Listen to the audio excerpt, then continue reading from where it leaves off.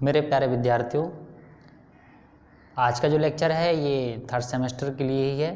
तो स्टूडेंट्स, आप जानते हैं पिछले लेक्चर में हमने डिस्कस किया था कि आप कॉम्प्लीमेंट्री फंक्शन को निकालने के लिए किस तरह से जो है केसेस पढ़े हैं। तो 4 केसेस मैंने आपको पढ़ाए थे, वो भी रूट के अकॉर्डिंग कि यदि आप किसी डिफरेंशियल इक्वेशन को सॉल्व करते हैं, ठीक है, वो भी हायर ऑर्डर का डिफरेंशियल इक्वेशन होना चाहिए, तो उसके रूट्स यदि डिफरेंट आते हैं, अलग अलग तरह के आते हैं, तो उसके अकॉर्डिंग आपके कुछ केसेस बने थे। उसमें 4 केसेस में मैंने आपको फॉर्मूले बताए हुए थे, ठीक है। तो उन्हीं जो 4 केसेस थे उन्हीं से रिलेटेड हम एक एक क्वेश्चन देख लेते हैं, ठीक है, और उसका कॉम्प्लीमेंट्री फंक्शन निकालते हैं। कॉम्प्लीमेंट्री फंक्शन दैट मीन्स इसमें केवल कॉम्प्लीमेंट्री फंक्शन ही निकालना है आपको, पर्टिकुलर इंटीग्रल नहीं निकालना है। वो क्यों नहीं निकालना है? क्योंकि क्वेश्चन में आप देखिए एफ डी y = 0 गिवन होगा। तो राइट हैंड साइड यदि q जो है q की जगह आपका 0 है, जैसे ये कुछ मैंने आपको क्वेश्चंस देखे हैं, 4-5 क्वेश्चन हैं, ठीक। यहाँ q आपका 0 है, तो q 0 है, दैट मीन्स आप जो कॉम्प्लीमेंट्री फंक्शन निकालेंगे वही इसका जनरल सॉल्यूशन होगा, ठीक। कंप्लीट सॉल्यूशन आपको नहीं निकालना है, क्योंकि अगर यहाँ q जो है, यहाँ कोई फंक्शन आ जाता है x y का, देन आप तब निकालेंगे particular integral and complete solution, ठीक है। यानी कॉम्प्लीमेंट्री फंक्शन और पर्टिकुलर इंटीग्रल दोनों को जोड़ के आप लिखेंगे तो वो आपका कंप्लीट सॉल्यूशन कहलाएगा या टोटल सॉल्यूशन। तो यहाँ 0 तो है, यहाँ q की जगह, ठीक है, यहाँ कोई फंक्शन नहीं है, 0 है, दैट मीन्स आप केवल और केवल कॉम्प्लीमेंट्री फंक्शन निकालेंगे, यानी कि वही उसका जनरल सॉल्यूशन होगा, ठीक। तो चलिए एक क्वेश्चन जो है हम समझ लेते हैं और इसको सॉल्व करते हैं। तो सॉल्व करने का तरीका मैंने आपको बताया था पिछले वीडियो में। तो जैसे क्वेश्चन नंबर 1 है, ठीक है, और इसका हम सॉल्यूशन कर लेते हैं। क्या आएगा सॉल्यूशन? इक्वेशन दी गई है आपको d² y upon dx² - 7 dy/dx plus 12y = 0। ये इक्वेशन है, ठीक। यानी कि ये आपका जो है आप डी फॉर्म में लिखेंगे तो इस तरह से लिख सकते हैं d² y - 7 dy, क्योंकि dy/dx को आप कैपिटल D से नोट कर रहे हैं, ठीक। सो 12y = 0, दैट मीन्स ये हो गया। अगर आप y कॉमन कर लें तो ये बचेगी इक्वेशन आपके पास =0। That is clear. नाउ ये आपका हो गया एफ डी y = 0। तो है इसी तरह का, इसको हम सॉल्व करेंगे, ठीक है। तो इसको रफ कर दें, इसको कोई आवश्यकता नहीं, या यहाँ लिख दें आप that is type of function of D y = 0। Now अब आपको क्या करना है, यहाँ से आपको जैसे इसका ऑक्सिलरी इक्वेशन निकालना है, ठीक है, ऑक्सिलरी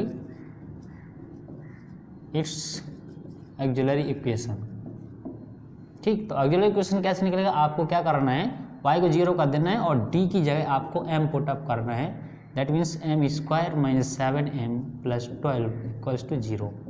तो ये इस तरीके से समीकरण बन जाएगी, इसको आप ऑक्सिलरी इक्वेशन बोलेंगे। That is clear. नाउ इसके फैक्टर करिए, तो फैक्टर आप करना आना चाहिए। फैक्टर जैसे नहीं हो रहा है तो आप दराचार फार्मूला लगा सकते हैं, ठीक। लेकिन यहाँ फैक्टर इसका हो रहा है 4 × 3 -4 - 3। तो यहाँ m कॉमन किया, m - 4, यहाँ -3 कॉमन किया, ये -4 हो जाएगा, क्योंकि माइनस कॉमन किया तो ये माइनस हो जाएगा =0। फिर से m - 4 कॉमन आ रहा है, एंड इसमें बचेगा m, इसमें बचेगा 3, दैट इज 0। सो 2 फैक्टर आ गए, m की वैल्यू आ गई, एक 3 आ जाएगी और एक 4 आ जाएगी, ठीक। अब ये रूट्स देखिए, ये जो रूट्स आ रहे हैं इसके, ये रूट्स किस तरह के आ रहे हैं? रूट्स आ रहे हैं आपके डिस्टिंक्ट, अलग अलग रूट्स आ रहे हैं, 3, 4 दोनों की वैल्यू अलग अलग आ रही है, डिफरेंट टाइप की। देन इसके लिए आप कॉम्प्लीमेंट्री फंक्शन क्या निकालते हैं? कॉम्प्लीमेंट्री फंक्शन होता है, फॉर्मूला आप अप्लाई करते हैं c1। अब देखिए 2 ऑर्डर का है तो 2 कांस्टेंट आते हैं इसमें, c1 e⁻m1x plus c2 e⁻m2x, ये फॉर्मूला अप्लाई करेंगे, ठीक। सो ये जो कॉम्प्लीमेंट्री फंक्शन है यही इसका सॉल्यूशन होगा। देन y = c1 e⁻m1 इसको मान लीजिए, देन वैल्यू रख दीजिए, इसी तरह से m2 4 को मान लीजिए, ये वैल्यू रख दीजिए। तो दैट इज ये आपका आंसर हो जाएगा। यदि यहाँ पर जो है, यहाँ पर 0 ना होता, कोई x का फंक्शन होता, देन ये आपका केवल CF था। अगर यहाँ Q होता तो आप PI पर्टिकुलर इंटीग्रल निकालें, जो कि हम आगे के जो लेक्चर होंगे उसमें डिस्कस करेंगे।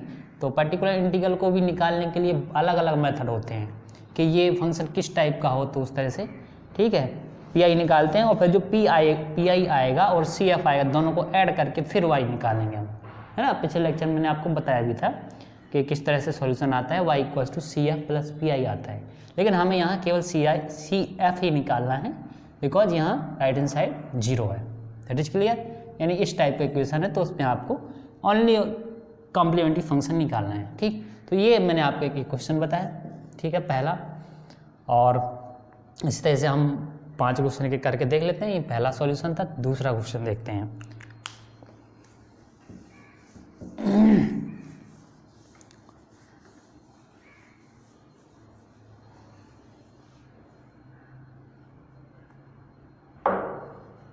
दूसरा सॉल्यूशन है, आपका क्वेश्चन दिया है D cube minus 3d plus 2y equals to 0।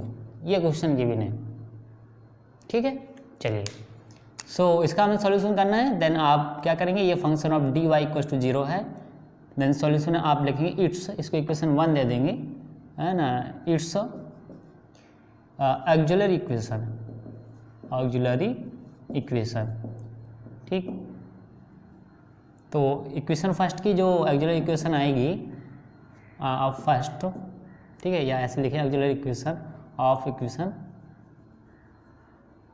Equation number first. तो m square minus 3m plus 2d की जगह आपको m जो है पुटअप करना है, ठीक है, y को 0 कर देना है, ये आ जाएगा। सॉरी, q है यहाँ पर, ये देखिए। अब यहाँ पर ये है कि q है, दैट मीन्स इसके 3 रूट्स आने चाहिए। अब 3 रूट्स आएंगे तो वो आप कैसे करेंगे। सबसे पहले आप इसमें देखिए एक फैक्टर इसका क्या हो सकता है। देन इसका एक फैक्टर हो सकता है, यदि हम m इक्वल्स टू 1 पुटअप करें, देन 1 माइनस 3 इंटू 1, सो 3 माइनस 3 0, यानी कि हाँ m इक्वल्स टू 1 पे इसकी वैल्यू 0 आ रही है। दैट मीन्स एक फैक्टर हो जाएगा m माइनस 1, ठीक, एक फैक्टर हो जाएगा m माइनस 1। अब m माइनस 1 का हम इसमें डिवाइड कर देंगे तो ये 2 घात में चेंज हो जाएगा फैक्टर, ठीक है। तो हम भाग दे लेते हैं ज़रा। तो हमने m का इसमें भाग दिया, m स्क्वायर आया, m स्क्वायर के हम मल्टीपल करेंगे, m cube minus m square that is minus plus, so ये आपका क्रॉस हो गया, m square minus 3m plus 2 ये बचा, m square minus 3m plus 2। Now m का फिर डिवाइड किया तो प्लस m करेंगे और यहाँ m स्क्वायर हो जाएगा, मल्टीपल किया, then m, so minus plus that is minus 2m and plus 2 बचेगा, ये घट जाएगा, ठीक है। देन माइनस 2 करेंगे अब, है ना। So minus 2m and minus minus plus 2, ये पूरा क्रॉस हो गया। दैट मीन्स एक ये आ गया m square plus m minus 2, ठीक है। ये 2 फैक्टर इस तरह से आए, हमने डिवाइड किया पहले, ठीक है, सेटिस्फाई किया, m इक्वल्स टू 1 पे सेटिस्फाई हो रहा है तो हमने उसका भाग कर दिया सी में, तो ये हमारा 2 घात में चेंज हो गया। अब हम इस 2 घात को इसके फैक्टर कर लेते हैं, ठीक है। देन फैक्टर इसका क्या आएगा, m स्क्वायर माइनस इसको फैक्टर करेंगे, साइड में कर लेते हैं, तो m स्क्वायर हमें प्लस 1 चाहिए, देन 2m माइनस m कर लेंगे, तो यहाँ पर प्लस m अभी आ जाएगा, तो m कॉमन करेंगे, m प्लस 2 माइनस 1 कॉमन करेंगे, m plus 2 equals to 0, so m plus 2 आ जाएगा और एक आ जाएगा m माइनस 1। ये 2 फैक्टर इसके आ रहे हैं, दैट मीन्स m माइनस 1 और एक फैक्टर और आया इसमें m माइनस 1 इसका और m प्लस 2, 2 फैक्टर इसके हैं। सो ये आपके 3 फैक्टर इस तरह से आपने बना लिए। एंड m की वैल्यू आ जाएगी 1 एंड इससे भी 1 एंड इससे 2। अब देखिए यहाँ पर 2 फैक्टर एक जैसे आ रहे हैं, ठीक है, और एक फैक्टर अलग आ रहा है। दैट मीन्स इसके लिए आप जो CF निकालते हैं कॉम्प्लीमेंट्री फंक्शन, यानी इसके लिए ही सॉल्यूशन होगा क्योंकि राइट हैंड साइड 0 है, ठीक है, y।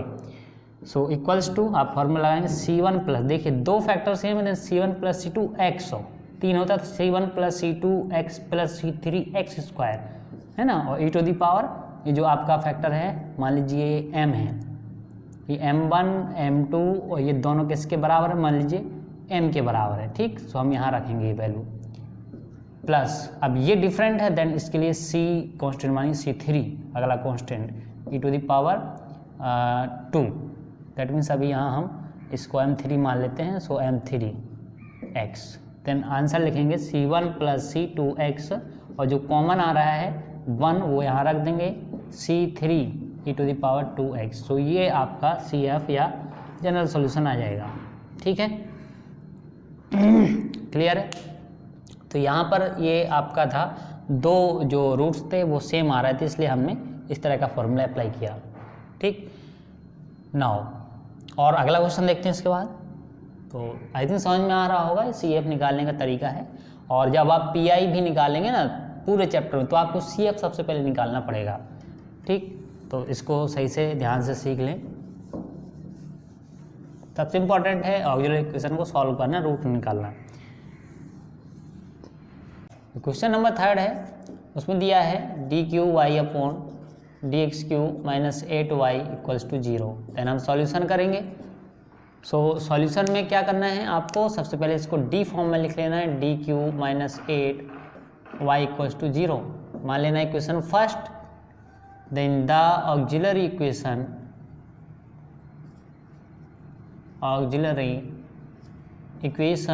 Of equation number first. So mq - 8 = 0।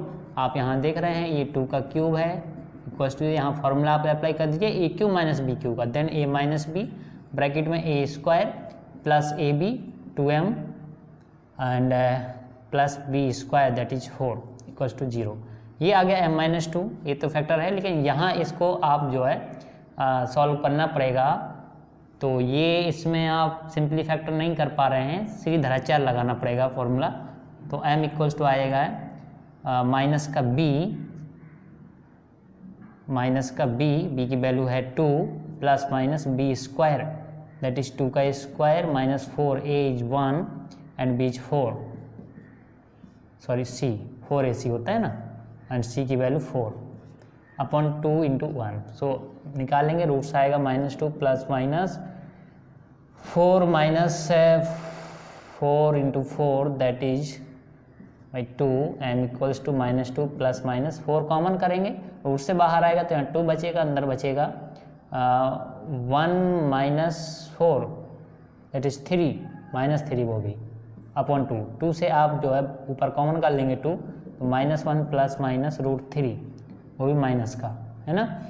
तो यहाँ मतलब ये आपका आ रहा है कॉम्प्लेक्स रूट आ रहा है -1 ± आप इसको लिख लेंगे √3 × √-1।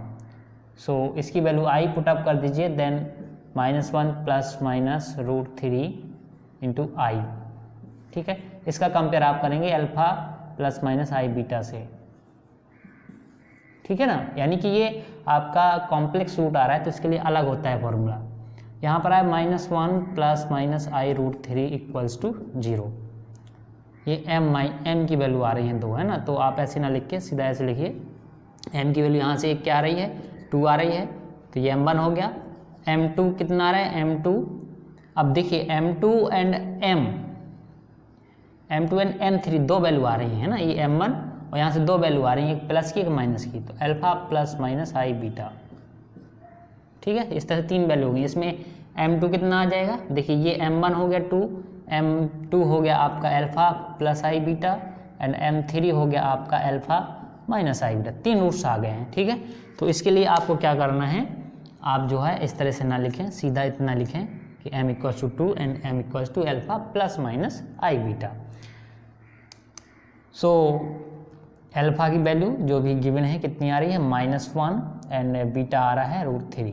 कंपेयर आपने किया अल्फा ± √3, अल्फा की वैल्यू होगी -1, बीटा हो गया √3। ठीक है, नाउ अब देखिए ये आपका सिंपल रूट है, देन आप CF जो निकालेंगे, CF आएगा, इसी को y बोलेंगे, C1 e⁻m दैट मीन्स ये सिंपल रूट, तो इसके लिए ये हो जाएगा।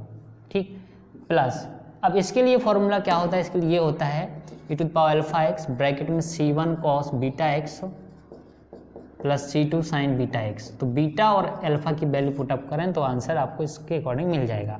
e⁻⁴ इज -1x ब्रैकेट में, अब देखिए C1 आप यहाँ ले चुके हैं तो यहाँ C2 लेंगे, C2 cos beta √3x + C3 √3x beta x। ठीक है, C2 एंड C3 साइन आएगा यहाँ, साइन √3x। ठीक है, सो ये आपका क्वेश्चन नंबर 3 इट्स ओके। समझ गए होंगे, ये रूट्स के अकॉर्डिंग हम जो है पूरा सॉल्यूशन करते हैं, उसी के अकॉर्डिंग हम कॉम्प्लीमेंट्री फंक्शन का फॉर्मूला अप्लाई करते हैं। ठीक, चलिए देखते हैं इसके आगे क्वेश्चन नंबर 4।